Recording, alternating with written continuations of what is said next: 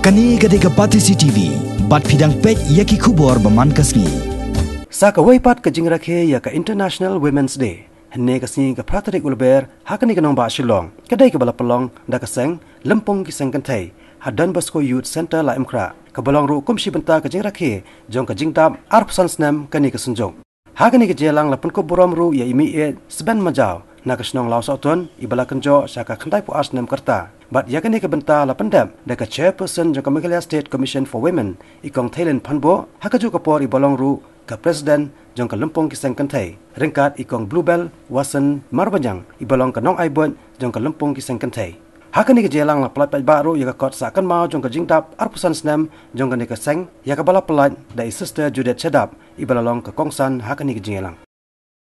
Kungkuluniam batungga Kynthei kabang so pakunda Kynthei may kabala IT ra de metan musim ngalawan menteri nagbenta ki pagba rega thong ko mga ngadon barbar musim kadi bankentiu Ïaki Kynthei tadi nagataga daw ngam sip na sa aslam habos ko reach out na magitri kelungan ko menteri ta Kynthei ngalawan sini maka thong kabang abu barbar mat sunga kalong socio-economic empowerment and development of women. Longkat balong lasneu lada kaimlang salang kata social aspect to kajing imjungi kabiang bana dengi biang ya kata kajing yo jengkot hakaba khalem kata ro ngimla kanle ei nya keren ye kajing shisha nama ka kpo ka bathali kamnon por le yo breu le yo blake tena kata daw ta don kam.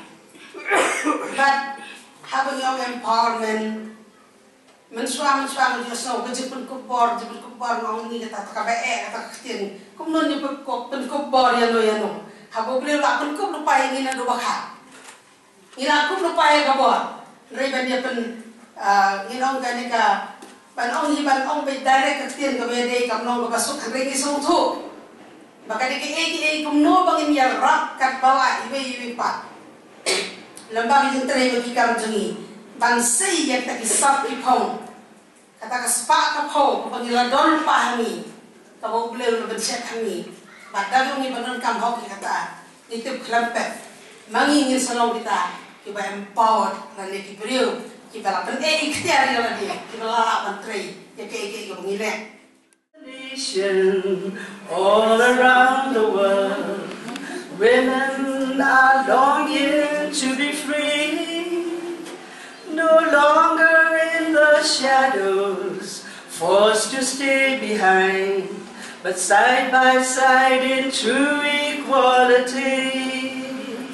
So sing a song for